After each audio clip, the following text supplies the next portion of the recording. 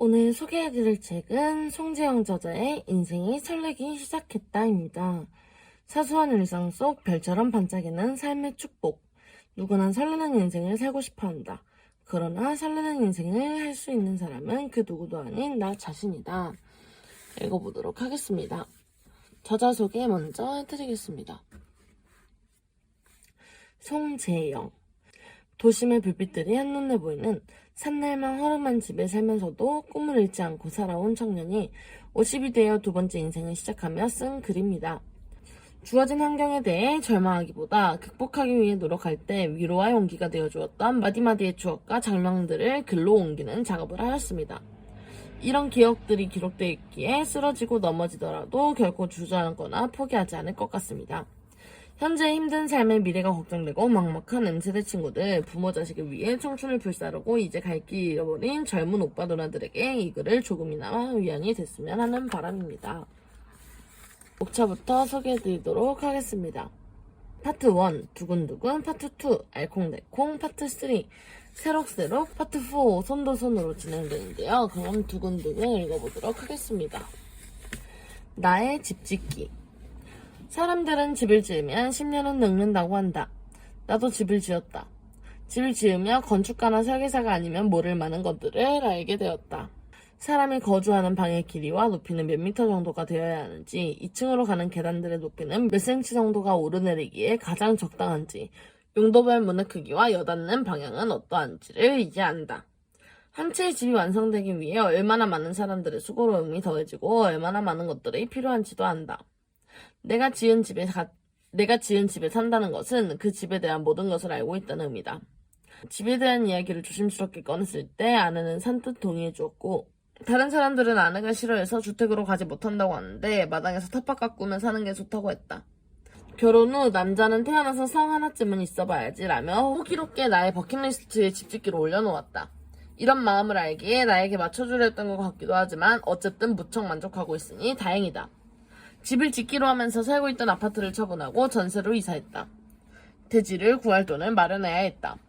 집터를 구하는데 몇 가지 원칙도 정했다. 외곽으로 나가더라도 교통이 편리해야 하므로 버스가 닿는 종점을 벗어나지 아니하여야 하고, 주택의 난방과 정화조 관리에 대한 어려움을 익히던 터라 도시가스와 정화조 연결이 되는 곳이어야 하며, 주민들과 더불어 살기 위해 동네 안에 위치한 터를 찾기로 했다. 주말이면 전주시 인근에 있는 색이 좋다는 집터를 찾아 무던히도 발품을 많이 팔았다. 예쁜 주택을 만나면 사진도 찍고 메모도 하면서 앞으로 지을 집에 대한 스케치도 함께 해나갔다. 전원생활에 대한 이런저런 조언을 듣기 위해 주택을 짓고 사는 사람들을 만나 좋은 대화도 많이 나눴다. 집을 짓기 위한 준비를 하던 1년여의 시간들은 정말 즐겁고 행복했다. 대지를 구입하고 우리가 짓고 싶은 집의 설계를 시작했다. 욕심만 앞서 그간 보았던 집들의 좋은 부분을 모두 담으려다 보니 지었다 부셨다만 반복할 뿐이었다. 결국 전문가의 도움을 받고서야 우리가 오랫동안 생각했던 집의 설계도가 완성되었다. 과정이 순조롭지만은 않았다.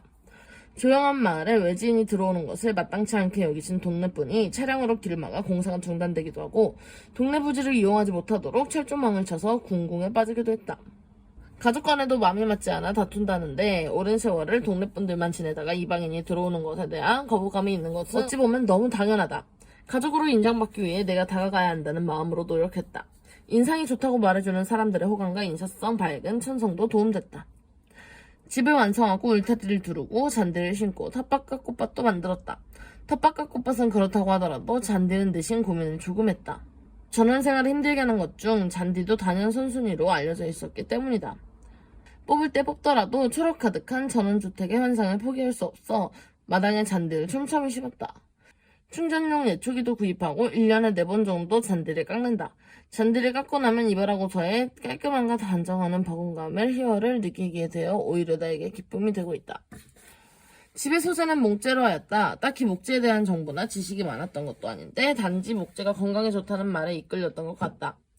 집의 틀을 잡기 위해 세워진 목재들을 보면서 인간의 골격 같다는 생각이 들었다. 바람이 잘 통하는 목재로 이어진 벽면은 숨쉬는 피부를 들인 느낌이었다. 이렇게 목재로 지어진 집은 여름에 시원하고 겨울에 온화했다.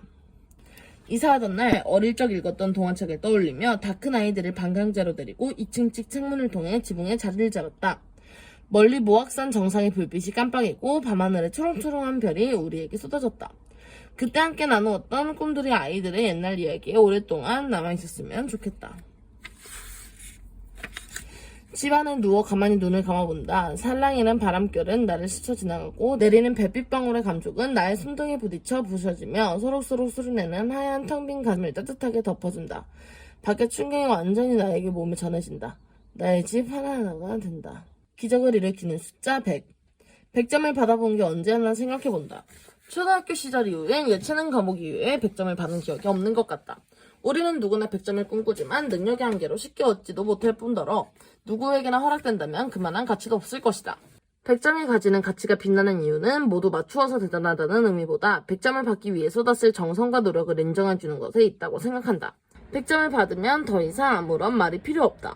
좀 더 잘해야 한다느니, 다음에는 잘하자느니, 조금만 노력하면 되겠다느니 하는 사족의 말들이 전혀 필요 없다. 100일은 그만큼 경이롭기도 하고 완성된 느낌을 주기도 하며 뭔가 달성했다는 의미를 담고 있기도 하다. 학창시절에 공부를 잘하지 못한 나는 100이라는 숫자와 별로 인연이 없다. 졸업하고 사회에 진출하면서 가끔 시험을 봐야 할 때가 있었지만 꼭 100점이 필요한 시험은 아니었다. 더욱이 나이가 들어가면서 시험을 봐야 할 경우도 없어지다 보니 100점을 받아야 하는 부담도 없어지게 되었다. 더 이상 100점은 나에게 큰 의미를 가지지 못했다. 그럼에도 인생에서 100이라는 숫자는 여전히 내 곁에 남아있다. 주변을 둘러보기만 해도 많은 사람들의 간절한 소망을 담아 100일 치성, 100일 기도, 100일 불공과 같이 100일간 정성을 다하는 것을 종종 볼 수 있다. 뭐든 100일 동안 꾸준히 한다는 것은 결코 쉬운 일이 아니다. 100점을 받는 것만큼 어렵고 힘들다.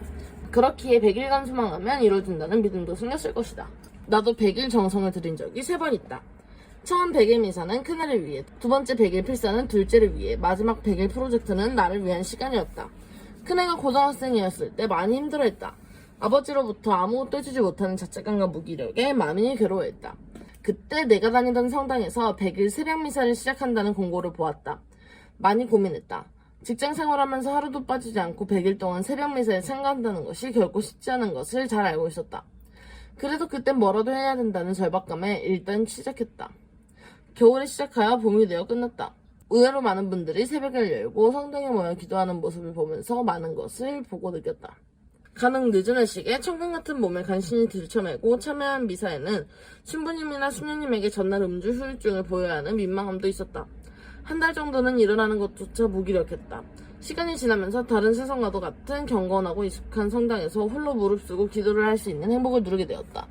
하루도 빠지지 않고 100일을 온전히 다니지는 못했지만 그 시간은 온전히 큰애만을 생각하고 큰애를 위해 기도할 수 있었던 소중한 순간이었다. 둘째가 고3이었을 때 100일 필사에 참여했다. 필사문은 자녀를 위한 100일 기도문으로 선택했다. 매일 기도문을 적고 그 밑에 나의 기도문을 적었다. 바쁜 일상에 깜빡 잊고 잠자리에 들었다가 또 다시 일어나 쓰기도 하고 주말이면 여행지에서 쪽지에 나의 기도문만을 적기도 했다. 간절한 마음을 담아 필사를 하면서 자녀를 사랑하는 방법에 대해서도 생각하게 되고 진정 무엇이 자녀를 위한 것인지도 고민하게 되었다. 필사를 통해 막연하게 머리에만 있던 자녀에 대한 사랑이 구체화 정리되는 시간이 되기도 하였다. 언젠가 100일 필사본을 둘째에게 전해줄 기회가 있을지도 모르겠다. 올해 들어 100일 프로젝트에 참여했다. 자신이 목표를 정하여 100일 동안 매일 이행하는 것이다.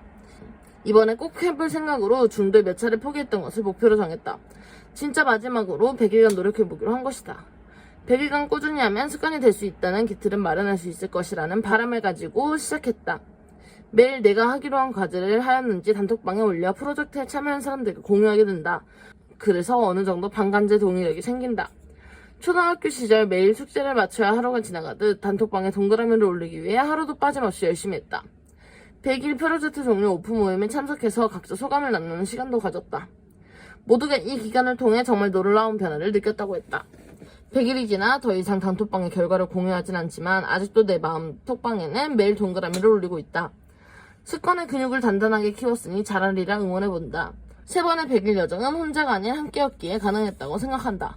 매일 과제를 마치고 톡방에 결과를 올렸던 사람들이 함께했기에 끝까지 갈 수 있었던 것이다. 100일을 시작하면서 어떤 결과를 기대하고 원했는지 생각해본다. 100일간의 간절한 끝에 바람이 이루어졌는데도 생각해본다. 100일이 되는 날에 깜짝쇼와 같은 변화나 결과를 꿈꾸진 않았지만 내심 어느 정도의 기대를 하면서 시작했던 건 사실이다. 그러나 한순간에 기적 같은 일이 일어나지는 않는다. 다만 세월이 흐르면서 그때 간절히 기도하고 원했던 일들이 이루어졌거나 조금씩 변함이 이루어지고 있다는 것을 알게 된다. 앞으로 나의 능력이나 노력으로 불가능해 보이는 일을 만난다면 언제든지 다시 100일 과정을 시작할 것이다. 100일간의 고된 여정을 만나는 사람들과 서로 위로하고 위로받으며 각자의 오아시스를 찾아 떠나는 행복여행을 다시 시작하고 싶다. 100이라는 숫자가 가지는 기적을 믿는다. 여기까지 성세영 저자의 인생이 설레기 시작했다 였습니다. 감사합니다.